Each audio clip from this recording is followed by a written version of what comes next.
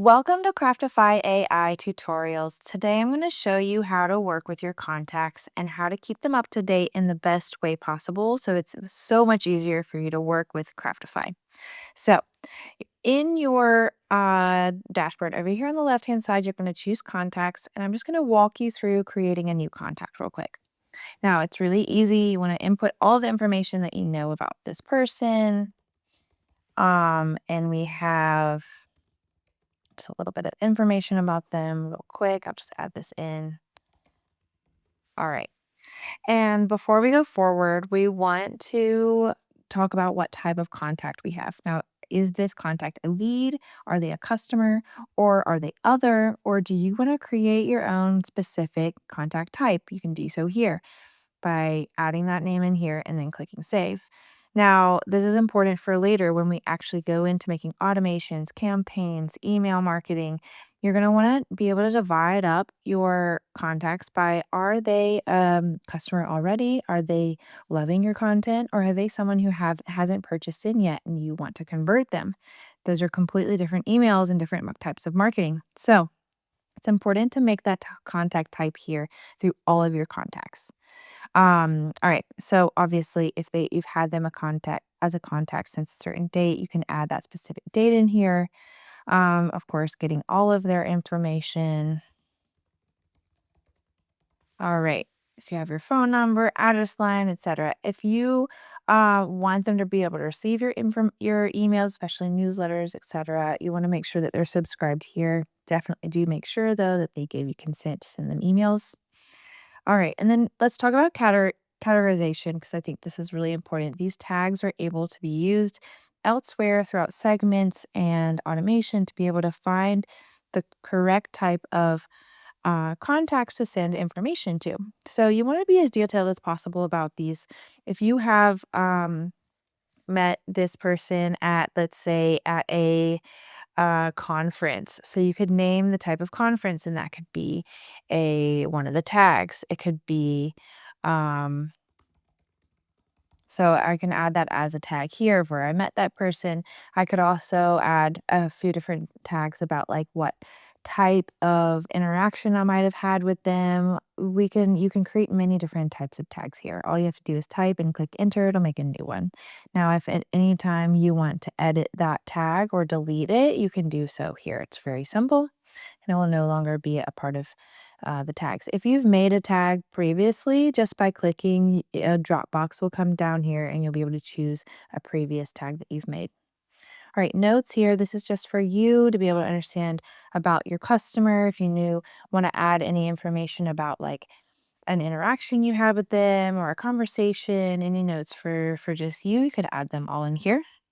And now custom fields. This is one of the parts of the organization that I really love about our contact section here at Craftify AI because you can super personalize how you work with your contacts and how you find them later on throughout automation, etc. So in our custom fields, we can add a variety of things. So I've already added a few custom fields here. One being like, what is this person's birthday month? So we can add their birthday month in. That's great for your marketing if you want to send them a discount code for their birthday, for example. All right. And then I can create custom fields. So I'm going to go ahead and create a custom field just to show you how easy it is to make this. Um, and let's say I'm just going to use the word craft here. And you want to choose your field type. Now, your field type can be literally anything. It could be a single line of text, a number, a date, multi lines of text, true or false. But particularly, I really love working with a single and multi select list because what if there's several things I need to choose within a certain type of field, or maybe I just need to have one out of many different types. So, and choose single select. So, just to be So to add a few different types of crafts here, and I'll hit save. When you hit enter, you just type in any of these links in here, hit save, and it's going to show up here under my custom crafts. And now I can pick and choose one of these out of that list to go forward. Now, if you just click anywhere on this box, of course, all of those options are going to come down for you. Above here, I've created a multi-select. So a multi-select one will allow you to choose several if that's what you need. By clicking the X, it'll just X out anything that you've already chosen. So just to show you how that works. All right. Now I'm going to go ahead and click save. And from that, I'm going to be able to see this entire contact and what's going on with it within this whole contact. It gives me the summary of everything.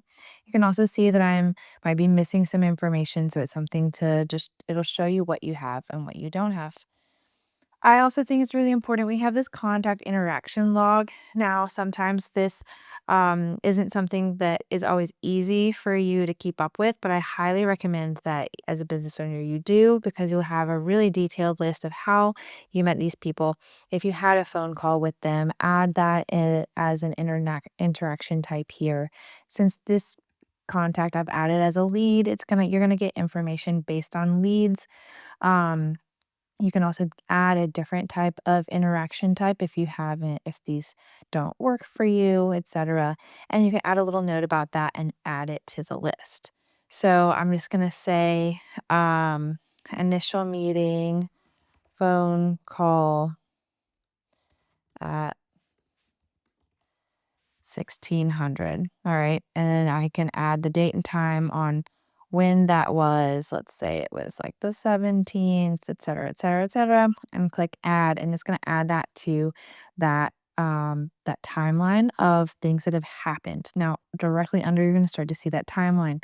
When I created the contact, what the initial media is, what all those notes were for those meetings.